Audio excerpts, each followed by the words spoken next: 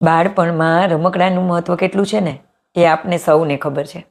અને એટલે જ આપણે આપણા બાળકોને મેક્સિમમ રમકડા લઈ દેવા ઈચ્છીએ છીએ કે જેથી એનો ફિઝિકલી અને મેન્ટલ ગ્રોથ થાય, એની ક્રિએટિવિટી બહાર આવે અને એ રમતા રમતા બધું જ શીખી લે.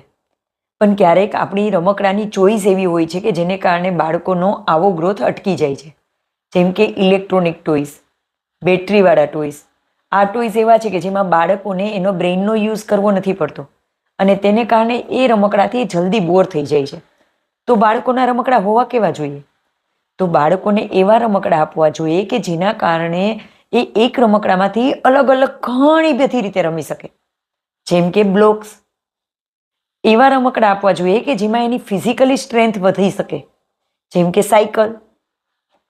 પઝલ્સ ટાઈપ આપી શકવું જોઈએ કે જેનાથી એનો બ્રેઇનનો વધારેમાં વધારે યુઝ થઈ શકે.